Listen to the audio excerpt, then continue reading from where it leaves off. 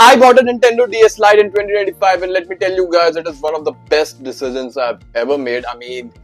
Let's get into it. And before we start, do hit that subscribe button and like this video at the end of the video if you like it. And without further ado, let's get going. A few days back, I was enjoying my PSP, one of the best selling consoles of all time, handheld. And yeah, I was thinking, I had a PSP when I was a kid and then I sold it.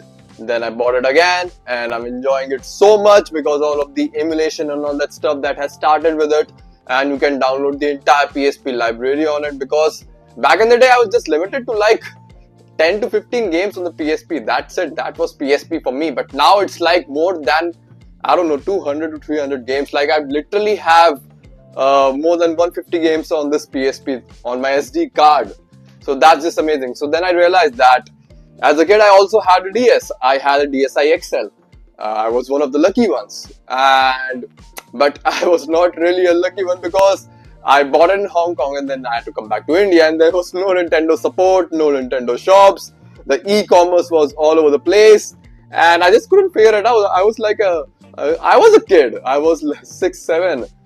I couldn't figure out anything and I just played Pokemon Pearl on my Nintendo DSi XL, and I still have it back at my parents' house, and I'm thinking about doing a repair on it and covering it on the channel and seeing that whether we can make it work. But that's for the future. For now, got this Nintendo DS Lite and I bought it for 2500 through OLX, through a private seller, and it turned out great. 2500, it's still a lot, but I was willing to take the gamble on this because it was not available anywhere. You can still get PSP on some legit websites. I bought my PSP from a legit website. The same thing, I bought my PS3 from that website as well. So I knew they were legit, but with this I was really taking a gamble. He sent me the videos and stuff of showing me the device and all, but I could just he could just send me some rocks in a package and I'll never hear from him ever again. But it came and it was legit, it was fine. And yeah guys, here's the Nintendo DS Lite, and it has some scrubs and dirt on this, but it's completely okay for me because, to be honest, it just shows the age of the device and how retro and old this is, and the test of time it has faced and still survived. On the back panel is all legit from back in the day, nothing has been changed on the outside, which is really, really great.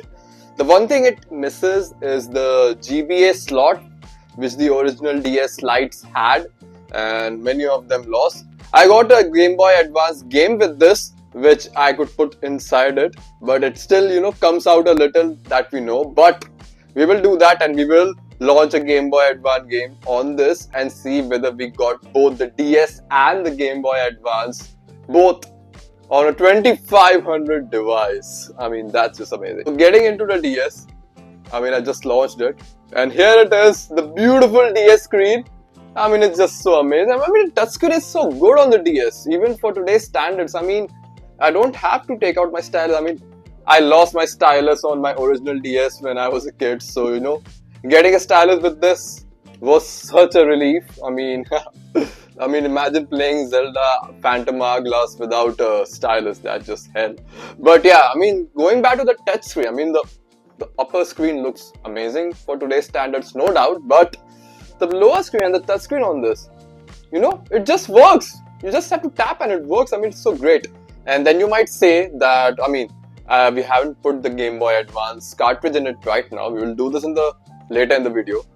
For now, you might ask me, all the good stuff is here, the themes, all the stuff, the settings, the brightness, and the GBA settings you can do, whether you want to play on the top screen or the bottom screen. And then there's PictoChat. People in other countries have great memories with PictoChat. My memories was with just taking this and just drawing stuff with my sisters, playing around. The DS was such a family console, to be honest. I remember enjoying it with my sisters, playing Pokemon on it, playing PictoChat, the brain game they had, the audio things.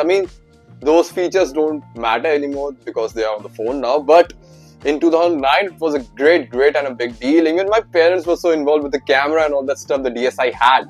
So yeah, I mean, such a great thing, and you know, you can do just whatever and just do that. And then one thing with the DS Lite which I'm not, you know, used to, because I mean, back in the day, the PS2, I was used to, you know, putting in a desk and just, you know, quitting to the main menu and just, you know, turning off your system, or, you know, just taking out the disk and all that stuff. I mean, people used to recommend to, you know, turn off the system, then change your disk on the PS2 back in the day, I remember. But ever since, I've been so used to, you know, to just go and hit that one button and exit the game and come back into a main menu. And with the DS Lite, it has a main menu. But for some reason, you still have to, you know, turn it off and turn it on every time whenever you have to want to launch another app, which is okay. I mean, it's not the end of the world or anything. It's a really fast console, as you can see if you're back here. But I mean, it just does not sit well with me in 2025. Anyway, so about the games, you might ask, I mean, how did I emulate or put my ROMs and DS ROMs on this console? And to begin with that, I first did with my PSP, how I did it with the PSP. So basically, it was already jailbroken from the seller, and all I had to do was just connect it through the USB cable to my Mac, and then just download all the ROMs, extract them to ISO format. That's really important, guys. It has to be in ISO for the PSP, and it has to be eBoot for the PS1 games for the PSP. These two things has to happen, and these two are the only files that have to go in the PSP. And with the file size, you will just manage by seeing a file size, for example, 687 MB. That is the real file. That would be the ISO. You just have to pick it up, drop it on the ISO on the PSP, and in the game folder, in the PSP folder for the PS1 games. I mean, that's not as complicated as it's made it sound, but yeah. And it's not really an easy fix for the PSP. I mean, PSP is really holds up for today, to be honest. Like, it connects to your computer, the USB works, you can transfer data between it. It's still a really modern kind of console, and I just can't resist myself. I gotta do this once. So good. Anyway, it's in sleep mode now, as you can see. I can just turn this back on and the games will start. So this is really good from the DS, but we are talking about the PSP. And yeah, I mean, I should hold my PSP while I'm talking about it. So that was the entire way I put all my games on my PSP. It has a 128 SanDisk SD card. I mean, it's one of the big ones, but it really would do the job for you. And a SD card below 1000, I'd really recommend getting a 128 GB SanDisk one, even though I don't recommend it. Even the, you know, you can say the aftermarket, or you can say the local SD cards that they sell, the Chinese ones, even they work on the PSP because it's such ancient at the same time. So because it supports everything. So I won't recommend you taking a gamble with it, but if you have one lying around and you don't want to buy a new one, then go for it. See how long your games take before they corrupt, or maybe they don't corrupt. Who knows? I mean, I've had games corrupting on the SanDisk SD card, so I can see this being a PSP problem, but go for it, definitely, if you want. So going back to the DS, so when I, you know, figured out how to get one of the games I played so much back in the day, Pokemon Pearl and all those games that I wanted to download on the DS, and then I figured out how many games are there on the DS in general. There's Mario Kart DS, then Mario Party, there's the Zelda games, the Hourglass, and the other one. I haven't played it, so I can't remember the name. And then there are so many different Yoshi Adventure, and then there's the Peach game, then there's WarioWare. I mean, so many great Nintendo games. I mean, I know DS games, third-party DS games don't work. I mean, I won't recommend you downloading Need for Speed Most Wanted because you just saw it on the DS ROM section. Don't do that. It's not the same game. In portable, if you want to do something, just do it on the PSP. It works just as good as the PS2.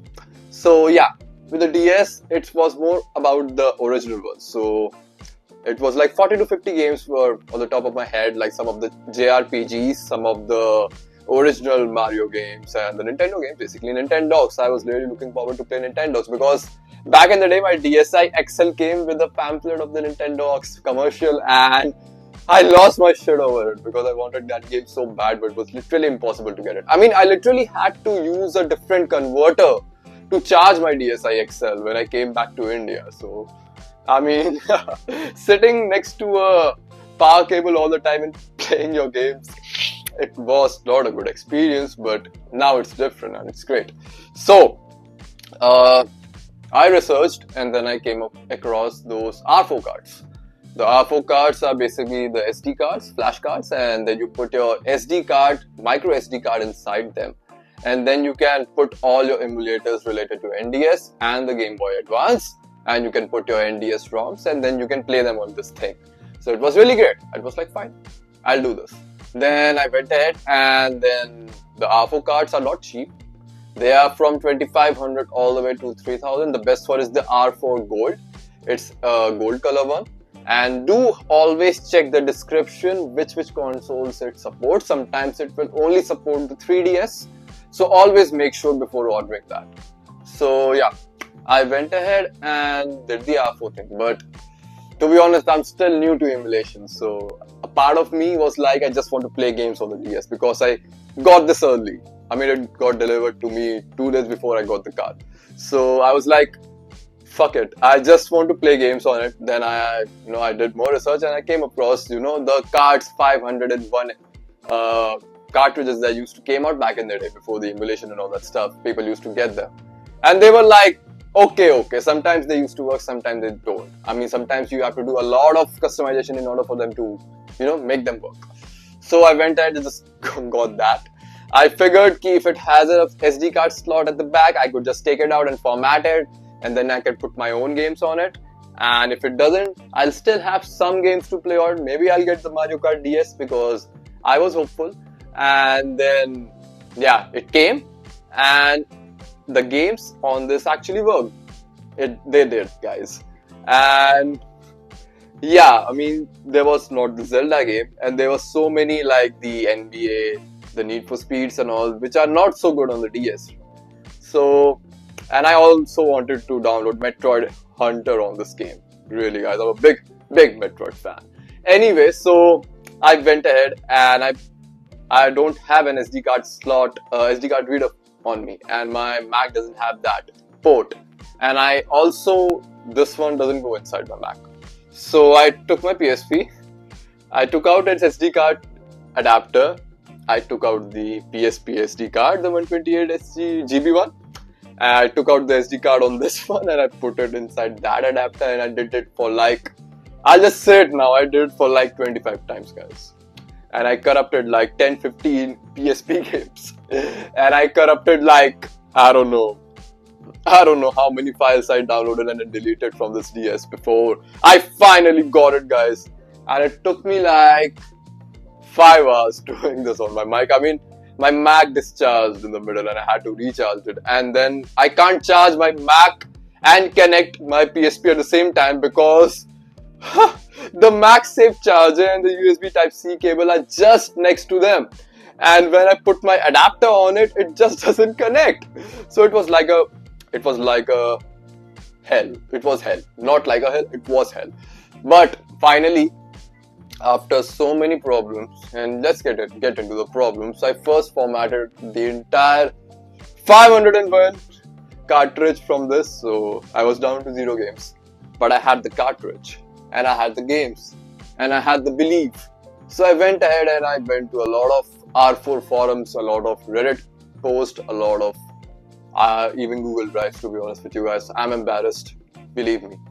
I went to all corners of the internet and then downloaded all the R4 files for this so that I could put my games on it. I even downloaded so many NDS games for this and downloaded on them.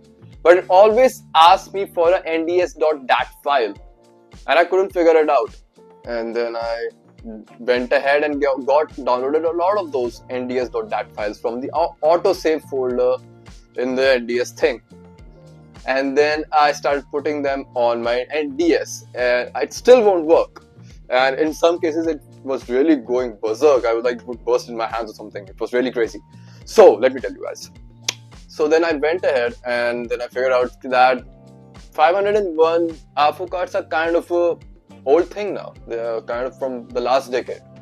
So I went ahead and then I went on a Reddit post. I searched for it, obviously, searching that downloading the original 501 files for your SD card. And then I went ahead and I already had my games on it.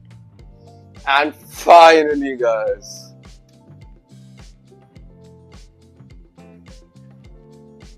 it works, guys. It works. And yeah, man, let's get into games now, because I was still not so skeptical. I was still gonna enjoy my 2D games. I'm gonna still enjoy my Pokemon games. I knew that. But this surprised me. I mean, the Nintendo DS, it's still such a great console, guys. I mean, I still don't understand why they went away from the 3DS formula, in my opinion. I love the DS, all those plug. I love them. I love these consoles. Anyway, getting into it, I mean, let's get started with the big one. Super Mario 64 DS. I mean, this game is, guys, it is epic. I love every single bit of it. I mean, Super Mario 64, I couldn't run my Trim UI, guys. I mean, that couldn't run it. And playing it on this, and then just a tap to start. Let's go! And we are in the world of Super Mario 64. It's so amazing, guys. It's so fun. And I love playing this. Happy day. The next game I want to really talk about, guys, is one of my favorite video game franchise of all time. It's The Legend of Zelda, guys. Obviously, you know me. If you know me, you know I'm talking about Zelda. And I mean, Legend of Zelda, Phantom Hourglass on the DS. People have different opinions on this. I won't go ahead and say that it's the best Zelda game ever. We all know it's Breath of the Wild. And if you are really cultured, then you know it's Ocarina of Time. But anyway, when going about this game, I really thought that, I was definitely going to give it a shot anyway. It was one of my target games that I wanted to play on the DS because I'm such a Zelda fan. Anyway, so here's my save file. Let's get into it. We start. I mean, the touchscreen on the DS works so good, and even today, guys, it's so good. And I'm really, really glad that I got my hands on such a cheap and such a nice DS, guys. Really, it's great. And I mean, in this game, you can just move around like this. I really like the movement on this. I mean, I really thought that it would limit me, but it actually, helps me. Or it's not really helps me, but it's a really new and good experience, and that's what I look for in gaming, guys. I look for new experiences, I look for more experiences because I love gaming in general. I don't love one brand. I'm not loyal to one, I don't hate one. I love everyone, and some of them get more love than others, obviously. And then you can do this, here's the sword, then you can do your moves, then here you can go this, and you can do that. I mean, it's so good. And one of my favorite features on this, I mean, the D-pads on this is so good. It's so mushy and so nice. I love them on the DSi. I remember them being really clicky like the Nintendo Switch ones. I mean, I love my Nintendo Switch, but I really like this mushy feel on this. It really gives it that stealthy feel. And then you guys, as you can see, I pulled out this map on this, and this is so good, guys. I mean, I've literally marked everything on my map. Whatever the hell I want to mark, I don't have to, fuck around with any markers or any different shades or anything. I can do literally what I want. Here's a temple, I wrote it here. Here's a temple. Here are 3 trees here. 3 trees. Here, what is there? Here was the boat. Okay, here's the boat. I mean, at the end, here's another tree. Come on, man. I'm such an intelligent man. I mean, my maps, they're so good. So I mean, at the end of the day, there's a chance that every single player who has ever played this game will have a different map on their DS. I mean, with different things written on this. Maybe a different part of the story written on this. Maybe the favorite part of the game they loved, they wrote it on that map. Maybe some of the, different things, maybe some special things and some treasures in the dungeons they found. I mean, Nintendo is such a goated brand, seriously. I mean, they really are, to be honest. I just don't want to say it most of the time, but I end up saying them. So yeah, I mean, a 10 out of 10, to be honest. For me, it's a 10 out of 10. For me, it is. I know it's not a 10 out of 10. I'm not going and telling you that it is a 10 out of 10 and you should play it. It definitely depends on you, and to be honest, in every video game, it depends on you. Every single game can be a 10 out of 10 for you. Every single game can be a 1 out of 10 for you when the other side of the world is enjoying it, It really depends on you. for me, a video game is everything. It's like the environment of the video game, the vibes of the video game, the people talk to you in the video game. Everything matters to me in a video game. It's like a different world for me. I get inside it and I try to stay in it for a while. I love it. Anyway, so yeah, Legend of Zelda Phantom Hourglass, great game on the DS. So yeah, before guys, as I promised you, we have the Game Boy Advance cartridge here, and the game here is V-Rally 3. As you can see, it's a Nintendo cartridge, all original. So we'll go ahead and we'll put it inside our DSi Lite. Sorry, DS Lite, not a DSi Lite. I mean, I'm so over the place because I've owned both of these consoles back in the day. So anyway, Game Boy Advance cartridge going right in. So it goes in like this. This one stays up front. I mean, because, you know, if you're playing this and somebody else is watching you, they can see you're playing a Game Boy Advance games on your DS. That was like a great setting feature by Nintendo back in the day. And then we'll go ahead and launch our Nintendo DS. And here we are. And then we'll go ahead and get inside of it. And there we have it. Start Game Boy Advance game. And then we'll go ahead and we'll happily oblige and we'll get into the game. And then I put my Game Boy Advance game on the top screen instead of the bottom. You can change that easily from the settings menu here. And then, oh my god, this looks so amazing. Game Boy Advance games and V-Rally 3. I won't say that I knew about this game. I won't say that I was a big fan of this game. I never heard about it, but I've learned to, you know, kind of like this game. You know, it has some really good tracks. It is kind of difficult. It has some really, you can say, licensed cars too. As you can see, let me show you. See, we have Renault, we have Volkswagen, Ford, Mitsubishi, we have Subaru, Citroen, Peugeot, wow, we Fiat, Opel. So many cars in this, and for the sake of it, I'll run this and show you how it looks. I mean, if you know how Game Boy Advance games look, so you have an idea, but still a good Game Boy Advance game in my opinion. A good car racer to, you know, spend time, pull it out and, you know, just launch this game and do your time pass and stuff. Okay, yeah, the engine is starting. Start your engine of the game. And I mean, the drifting is really important in this game, and you can't drift and accelerate in the same time. You have to either drift and leave the accelerator for a bit, and then you have to get into it. So, a really fun little Game Boy Advance game I have with myself, a good piece of history I have on me, and I'm really glad being, you know, owning this. So yeah. The next game I really want to talk about, guys, is one of my favorite Nintendo DS games, and it's really a hot take, I know, guys. I know Pokemon Soul and Silver are like the gold standard of Pokemon games, and I know there are many Platinum and Diamond fans too, because I mean, it's evident those games literally got a re-release on Nintendo Switch. They are good, but for me, I grew up on this game, and I had no idea that there were other. It was my first ever Pokemon game, guys. I had no idea what I was getting myself into, and that game was Pokemon. It's Pokemon Pearl, guys. I really love this game. And I mean, the intro, the way it starts, it brought back so many memories, guys. I mean, literally the golden days of my life, the golden days of my childhood and everything. It really brought back the good days, really. And the sound and everything on this, it's so amazing, guys. I mean, wow. And now I could really have all the DS Pokemon games in the world. I mean, the best Pokemon games released on the DS, that's like a fact. And I can have all of them in the world now 20 years later from its launch. And that's why it makes the DS Lite so worth it in 2025. And guys, I've been recording on this DS Lite for the past 1 hour doing this video, and I've been playing on this DS Lite, playing Zelda Phantom Hourglass for like an hour before that.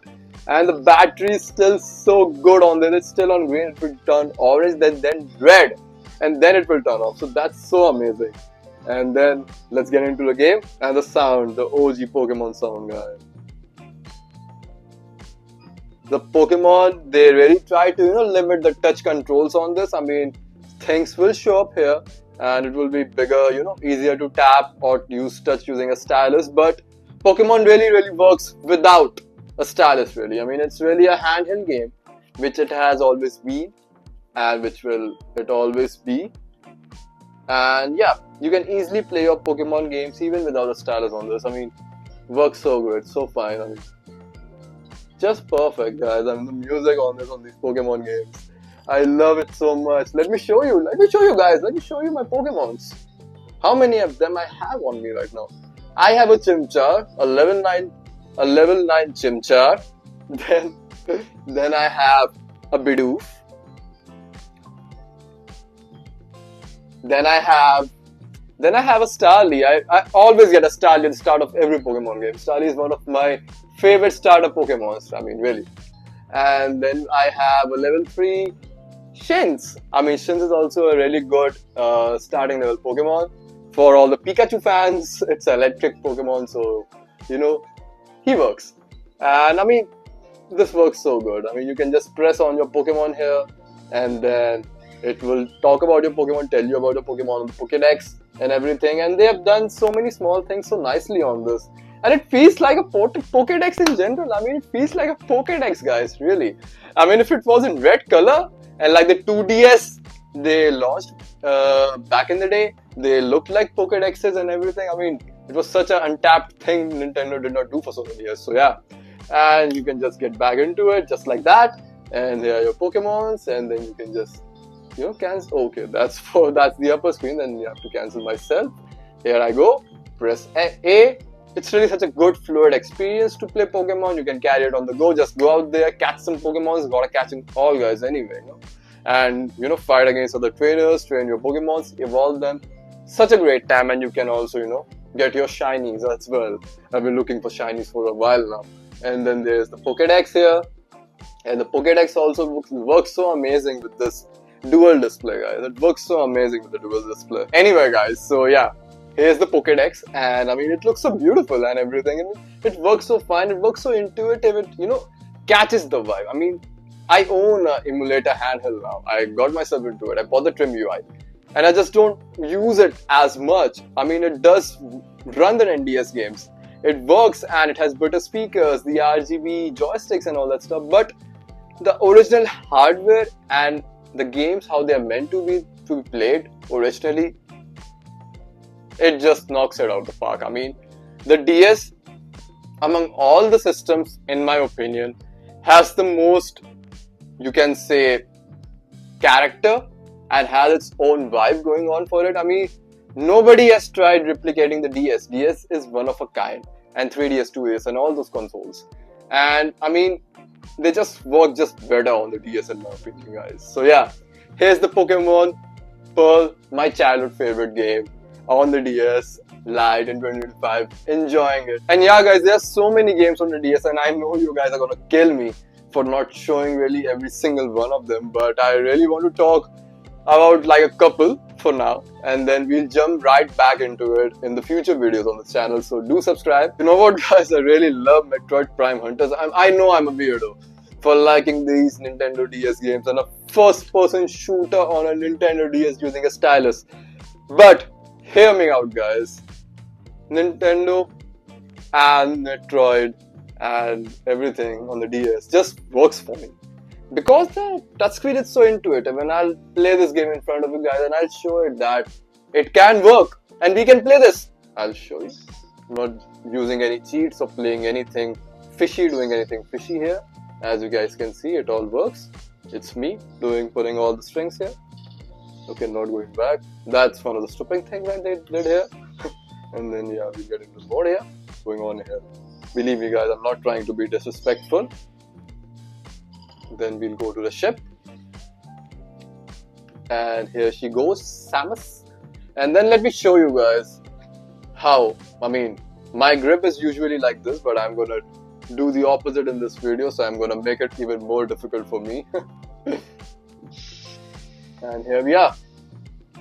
The beautiful music of Metroid. I mean, yeah. You have to use the L button for shooting, as you guys can see. Here she is shooting. And then for aiming, you have to use the touchscreen. and for converting and becoming a pinball, basically you just press this, you become one, you then get out of it. Here's the scan visor and everything, and then here are all the other things you can do. And then for double tap you jump, and then let's just play Metroid a little bit. Okay, I have to make it a little more easier for me to look at it. And then for movement you have to use your D-pad and like this, and then yeah, I mean works fine for me. Activate scan visor, sure, I'll do that, but first I'll show my audience how you can play Metroid. And then I can shoot like this. It's just fine. See? And then double jump to jump. Again, spreading like a pig. It's so warm in here. Yeah. Metroid Prime Hunters on the Nintendo DS. I mean, Lite. Great experience. So yeah, guys, these are some of my, you can still say, early experience with the Nintendo DS Lite. I really enjoy it, and using it with this Game Boy Advance cartridge, it feels so good. I mean, older hardware, guys, it works. And so yeah, guys, if you watched this video and you have come till the end of this video, thank you a lot. And do hit that like button if you liked it, and comment what you really like about the Nintendo DS in general. And yeah, guys, I mean, a big video is coming up on this channel, so I'll really recommend subscribing and hit that bell icon button for the notifications and stuff if my video, whenever I upload. And so yeah, guys, with that, enjoy the DS and enjoy gaming in general, and I'll see you the next time I upload. Goodbye.